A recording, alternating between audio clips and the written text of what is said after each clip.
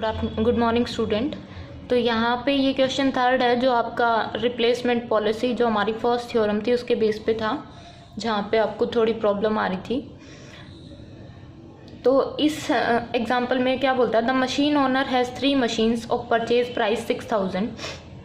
जो machine owner है उसके पास 3 मशीन है जिसका purchase price 6000 and cost per year of maintaining each machine is same as in example 2। और जो कॉस्ट है पर ईयर मेंटेनेंस की वो सेम है जो हमारी एग्जांपल 2 में गिवन है। 2 of these machine are 2 year old. इनमें से 2 मशीन तो 2 ईयर ओल्ड है और third one is 1 year old. He is considering a new machine of purchase price. फिर उसने एक नई मशीन कंसीडर की जिसका परचेज प्राइस ये है, मतलब 8000 है, और वो 50% मोर कैपेबल है किन से, ओल्ड वन से। जो सेकंड एग्जांपल वाली थी ना उनसे 50% ज़्यादा कैपेबल है। और उनका मेंटेनिंग और रीसेल प्राइस हमारे पास ये गिवन है। तो हमें बताना है कि एक तो हमें ये जो न्यू वन है इसको कब रिप्लेस करना चाहिए, दूसरा बताना है कि मतलब सेकंड के साथ कंपेयर करना है कि सेकंड वन के साथ जब हम कंपेयर करेंगे तो ओल्ड मशीन को न्यू वन से कब रिप्लेस करेंगे। ठीक है, तो ये 2 बातें हमें यहाँ पे बतानी है।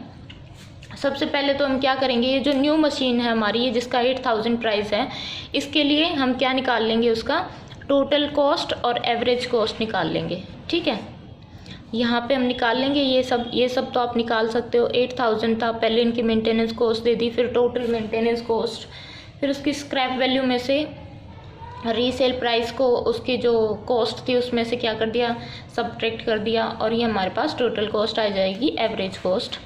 तो सबसे पहले तो यही है कि हमें न्यू मशीन को रिप्लेस कब करना चाहिए, पहला क्वेश्चन हमारा ये था। तो न्यू मशीन को देखो हम कब रिप्लेस कर सकते हैं। यहाँ देखो 5th ईयर में जो एवरेज कॉस्ट है वो हमारी 3540 है और 6th ईयर में जो मेंटेनेंस कॉस्ट है वो 4000 है।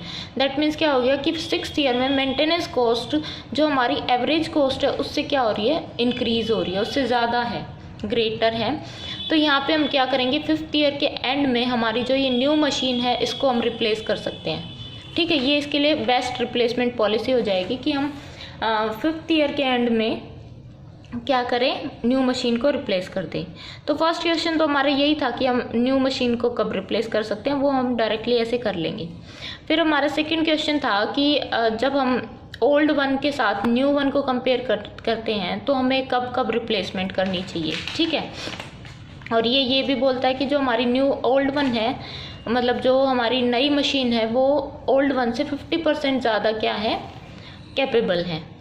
तो यहाँ देखो, now decide whether it is economically justified to replace smaller machine by the new larger machine. ये न्यू मशीन हमारी लार्जर मशीन है और ये हमारी क्या थी, स्मॉलर मशीन थी। तो क्या हमारे लिए ये इकोनॉमिकली जस्टिफाई होगा कि हम स्मॉलर मशीन को न्यू मशीन से क्या कर दे, रिप्लेस कर दे। Since the new larger machine has 50% more capability, new larger machine है वो 50% मोर कैपेबल है, तो जो स्मॉलर वन है then that of the smaller one, 3 smaller machine will be equivalent to the 2 larger machine। तो हमारी 3 smaller machine किसके equivalent हो जाएंगी, 2 larger machine के, क्योंकि जो larger machine है वो 50% more capable है। ठीक है, यहाँ से देखो, consequently the lowest average cost 3540। अब जो हमारी लोवेस्ट जो हमारी कॉस्ट आई थी लार्जर मशीन की, लोवेस्ट एवरेज कॉस्ट वो क्या थी, 3540 थी as shown in table for a new large machine is equivalent to. तो जो हमारी जो कॉस्ट आएगी, average cost, lowest average cost new machine के लिए, वो क्या किसके इक्विवेलेंट हो जाएगी, 3540 इंटू 2/3। हम किसके लिए निकाल रहे हैं अब, स्मॉलर मशीन के लिए। तो ये आ गई हमारी 2360। तो ये पे लोड हो जाएगा स्मॉलर मशीन का। ठीक है, हमारी जो लार्जर मशीन है उसकी एवरेज जो मिनिमम एवरेज कॉस्ट थी वो क्या आई थी, 3540। जब हम अब हमें पता है कि जो लार्जर मशीन है वो 50% मोर कैपेबल है, तो यहाँ से हम स्मॉलर मशीन के लिए निकाल लेंगे, वो क्या आएगी, 2360 स्मॉलर मशीन की पे लोड आ जाएगी। सिंस द अमाउंट 2360 वो लेस है किससे, मिनिमम एवरेज कॉस्ट जो मिनिमम एवरेज कॉस्ट थी 2700, किसमें हमारे एग्जाम्पल 2 में, क्योंकि हम यही वाली तो लेके चल रहे हैं, स्मॉलर मशीन्स हमारी यही वाली लेके चल रहे हैं, तो इसका जो मिनिमम अमाउंट था उससे लेस आया कौन सा अमाउंट, 2360, ठीक है, for one of the old smaller machine, किसी एक स्मॉलर मशीन के लिए, hence later will be replaced by a new larger machine. तो हम क्या करेंगे, न्यू लार्जर मशीन से क्या कर देंगे, उसको रिप्लेस कर देंगे। अब यहाँ देखो नाउ, अब ये डिसाइड करना है कि कब रिप्लेस करें, ठीक है। Now decide when the new machine should B purchase, हमें न्यू मशीन कब परचेज करनी चाहिए स्मॉलर के with respect. Assume that the uniformity, the replacement will involve 2 machines and all the 3 old machines. तो हम ये मान के चलेंगे कि रिप्लेसमेंट में 2 तो हमारी नई मशीन होंगी, 3 क्या होंगी, ओल्ड मशीन्स होंगी, ठीक है। The new machine should be purchased when the cost of the next year of running of 3 old machine exceed the average yearly cost of 2 new type of machine.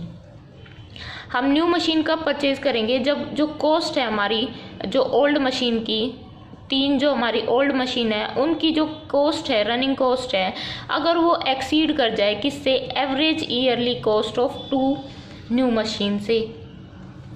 तो अब हम table में देखेंगे कि इन table 2 example 2 की table में, that the yearly cost of 1 smaller machine, जो yearly cost है 1 स्मॉलर मशीन की वो कितनी दे रखी है, यहाँ देखो 4000 टोटल कॉस्ट, ठीक है। सेकेंड ईयर की क्या आ जाएगी, 6700 माइनस 4000 तो 2700, ठीक है। तो यहाँ देखो फर्स्ट ईयर की कितनी होगी 4000, सेकेंड की कितनी हो जाएगी 6700 minus 4000 which is equal to 2700, और ऐसे ही हम थर्ड ईयर के लिए निकाल देंगे तो 8850 में से 6700 क्या कर देंगे, सब्ट्रैक्ट कर देंगे। तो इसी तरीके से हमारे पास सब सारे ईयर्स की क्या आ जाएगी, टोटल कॉस्ट आ जाएगी, ठीक है। यहाँ देखो ये हमने सारे ईयर्स की टोटल कॉस्ट निकाल ली, ये थर्ड ईयर की, ये फोर्थ, फिफ्थ और सिक्स्थ ईयर की। Now hence total cost next year for smaller machine age 2 year and 1 smaller machine age 1 year becomes, तो जब हम टोटल कॉस्ट निकालेंगे, यहाँ पे हमारे पास लिखा हुआ था कि जो हमारी न्यू मशीन है वो 2 ईयर ओल्ड होगी और थर्ड वन है वो क्या होगी, जो हमारी स्मॉलर मशीन है उसकी एज रहेगी 1 ईयर, ठीक है। स्मॉलर मशीन की एज पहले 2 ईयर रहेगी, फिर जब हम 3, अब हम क्या ले रहे हैं 3 स्मॉलर मशीन ले रहे हैं, तो इनमें से 2 की एज तो है 2 ईयर और 1 की एज क्या है 1 ईयर, ये गिवन है हमारे पास। ये देखो यहाँ क्वेश्चन में गिवन है these of 2 machine are of 2 year old, example 2 में कि इनमें से 2 मशीन क्या होंगी 2 ईयर ओल्ड होगी और 1 क्या होगी 1 year old, third one is 1 year old, तो हम वही लेके चल रहे हैं। तो उनकी टोटल कॉस्ट निकालेंगे। अब हमें पता है कि जो स्मॉलर मशीन है एज 2 ईयर, वो अगर 2 ईयर ओल्ड है तो देखो उसकी पहली टोटल कॉस्ट क्या हो जाएगी 2 मशीन्स की। मान लो कि जो 2 मशीन थी उसकी फर्स्ट ईयर में ये कॉस्ट थी, सेकेंड ईयर में ये कॉस्ट थी, पर वो 2 ईयर ओल्ड है तो हम इन कॉस्ट को छोड़ देंगे, उसकी जो थर्ड ईयर की कॉस्ट होगी ना वो लेके चलेंगे, ठीक है। और जो थर्ड मशीन है वो 1 ईयर ओल्ड है तो उसकी ये कॉस्ट छोड़ के उसकी सेकेंड ईयर की कॉस्ट लेके चलेंगे, ठीक है, उनके एज के हिसाब से। तो यहाँ देखो 2 इंटू 2 क्यों आया, क्योंकि 2 मशीन हमारी 2 ईयर ओल्ड है तो उनका थर्ड ईयर में क्या कॉस्ट है 2150, प्लस जो हमारी थर्ड मशीन थी जो हमारी थर्ड मशीन थी वो 1 ईयर ओल्ड है तो फर्स्ट ईयर में कॉस्ट थी 4000, सेकेंड ईयर में कॉस्ट है 2700, वो ऐड कर देंगे, ठीक है। तो टोटल कॉस्ट कितनी आ जाएगी 7000। अब हमने तीनों मशीन की कॉस्ट निकाल ली, स्मॉलर मशीन की, तीनों स्मॉलर मशीन की जो टोटल कॉस्ट है वो निकाल ली 7000। फिर हम सेकेंड ईयर में निकालेंगे इसी तरीके से, ये तो फर्स्ट ईयर में निकल गई, फिर उसकी सेकेंड ईयर में निकाल लेंगे। सेकेंड ईयर में क्या आ जाएगी 2 इंटू, अब देखो सेकेंड ईयर में वो कितने साल की हो रही है, मतलब कितनी कॉस्ट लग रही है उसकी सेकेंड ईयर में 2700, यहाँ से काउंट करेंगे अब 2700, ठीक है। 2700 ये उसका सेकेंड ईयर से शुरू कर रहे हैं तो ये उसका फर्स्ट ईयर हो जाएगा। फिर हम करेंगे 1 मिनट, फिर हम उसके बाद देखेंगे तो सेकंड कौन सा आ गया 2150, तो थर्ड क्योंकि वो कितने ईयर ओल्ड है 2 ईयर ओल्ड, तो थर्ड वाली लेके चलेंगे। ये 2175 2 इंटू 2175 प्लस 1 इंटू, अब 1 वो कहाँ पे हो रही थी 2700 पे ना, तो 2700 से नेक्स्ट क्या आएगा 2150। ठीक है, अब थर्ड ईयर ये आ गई हमारी 6500, थर्ड ईयर के लिए निकालेंगे तो थर्ड ईयर के लिए कॉस्ट कितनी है 2150। अब थर्ड ईयर के बाद वो 2 ईयर की एज और गेन करती है, तो यहाँ देखो ये 2150 फिर आगे 2175, इससे नेक्स्ट वाली एज आएगी 2475, 2 इंटू 2475 प्लस 1 इंटू, अब जो इसकी जो थर्ड ईयर एज कहाँ जाएगी, इसकी थर्ड ईयर एज कौन सी आएगी 2175। ठीक है, नेक्स्ट वाली पहले ये थी ना, फिर इसके नेक्स्ट वाली आ जाएगी। तो इसी तरीके से हम ये एज निकाल लेंगे। पर हम देखते हैं कि but minimum average cost of 2 larger machine will be, जो हमारी लार्जर मशीन है उसकी मिनिमम कॉस्ट कितनी आई थी हमारी 3540 आई थी, टेबल में हमने देखी थी। यहाँ पे यहाँ देखो 3540 है। ठीक है, तो अब क्या हमारे पास न्यू मशीन कितनी है 2 है, तो 2 से मल्टीप्लाई कर देंगे तो उनकी मिनिमम कॉस्ट क्या है 7080। अब हम क्या चेक करेंगे, it has been observe that the cost 6500 for old machine will not exceed the cost 7080 for the large machine until the third year. ठीक है, थर्ड ईयर तक हमारी जो स्मॉलर मशीन की कॉस्ट है वो क्या रहेगी, मिनिमम रहेगी, किससे, जो न्यू लार्जर मशीन की एवरेज कॉस्ट है उससे।